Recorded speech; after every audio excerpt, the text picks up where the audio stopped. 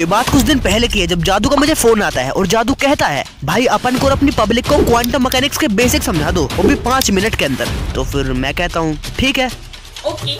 Quantum mechanics दुनिया के सबसे हार्ड सब्जेक्ट्स में से एक है। फेमस साइंटिस्ट नील बोर ने कहा था कि अगर क्वांटम मैकेनिक्स ने आपको पूरी तरह से हैरान नहीं किया तो अभी आप इसे समझ ही नहीं पाए, और अगर आपने इसे समझ लिया तो मानो आपने यूनिवर्स के बिहेवियर को समझ लिया। तो ये कहानी शुरू होती है 20वीं सेंचुरी से, जब क्लासिकल फिजिक्स पार्टिकल के बिहेवियर को एटॉमिक और सब एटॉमिक लेवल पर समझाने में फेल हो जाती है, और यहाँ से जन्म होता है फिजिक्स की एक नई ब्रांच का, जो कि है क्वांटम मैकेनिक्स। और इसे डेवलप करने का सारा क्रेडिट जाता है Max Planck, Albert Einstein, Niels Bohr, Werner Heisenberg और एरविन श्रोडिंगर जैसे फिजिसिस्ट को।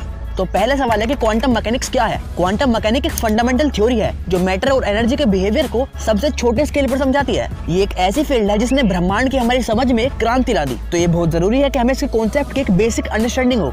तो क्वांटम मैकेनिक्स और क्लासिकल मैकेनिक्स दोनों में क्या अंतर है? जैसा कि हम जानते हैं क्वांटम मैकेनिक्स पार्टिकल जैसे इलेक्ट्रॉन और प्रोटॉन इनके बिहेवियर को समझाती है, जबकि क्लासिकल मैकेनिक्स हमें बड़े ऑब्जेक्ट्स के बिहेवियर के बारे में समझाती है। तो हम लोग जिस तरह से चीजों को अपनी रोजाना की जिंदगी में एक्सपीरियंस करते हैं, क्वांटम लेवल पर पार्टिकल उससे बहुत ही अलग तरह से बिहेव करते हैं। क्वांटम मैकेनिक्स के सबसे इंपॉर्टेंट कॉन्सेप्ट में से एक है सुपरपोजिशन। अब इसे समझने के लिए अपने दिमाग को पूरी तरह से खोल कर रखना।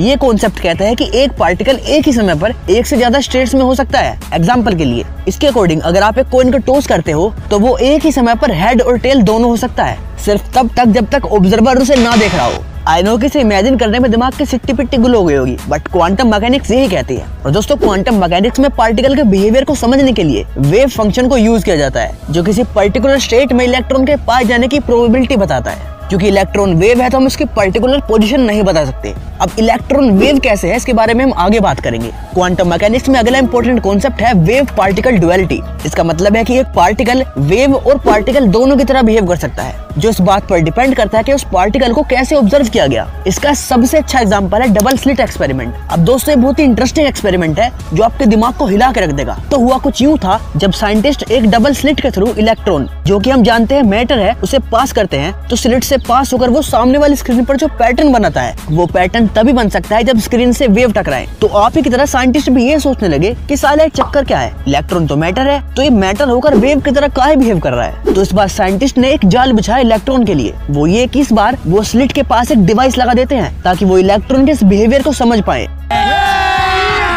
अभी मजा आएगा ना। पर अब जो हुआ उसने पूरी दुनिया के साइंटिस्ट के दिमाग को हिला के रख दिया, क्योंकि इस बार इलेक्ट्रॉन ने स्लिट से पास होकर सामने वाली स्क्रीन पर जो पैटर्न बनाया वो तभी बनता है जब कोई मैटर स्क्रीन से टकराए। तो इस एक्सपेरिमेंट का कंक्लूजन ये था कि जब ऑब्जर्वर को हटा दिया जाए, यानी कि जब इलेक्ट्रॉन को कोई ऑब्जर्व ना कर रहा हो, तब वो वेव नेचर शो करता है, लेकिन जब उसे एक ऑब्जर्वर के थ्रू ऑब्जर्व किया जाता है तब वो पार्टिकल नेचर शो करता है। था ना गजब का एक्सपेरिमेंट।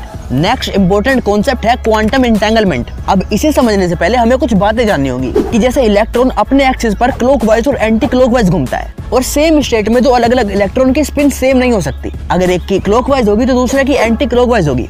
सपोज कीजिए कि हमारे पास दो पार्टिकल या कहीं इलेक्ट्रॉन है, ए और बी, तो अब आप जब इन्हें पास लाएंगे तो ये दोनों एक दूसरे से इंटेंगल्ड हो जाएंगे।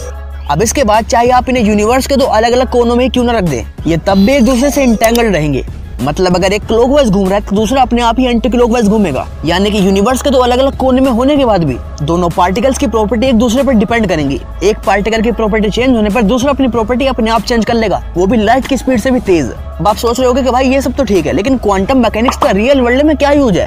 In fact quantum mechanics quantum computing, cryptography और एनर्जी प्रोडक्शन जैसी फील्ड्स में बहुत काम आती है। Challenge complete. बट एक और इम्पोर्टेंट चीज है जो कि आपको पता होनी चाहिए कि कैसे मंत्रास हमारे यूनिवर्स और हमें क्वांटम लेवल पर अफेक्ट करते हैं और हम एक सुपर ह्यूमन बना सकते हैं। इस पर हमने एक डेडिकेटेड वीडियो बनाई है, तो लेफ्ट वाली वीडियो पे क्लिक करो और जान लो।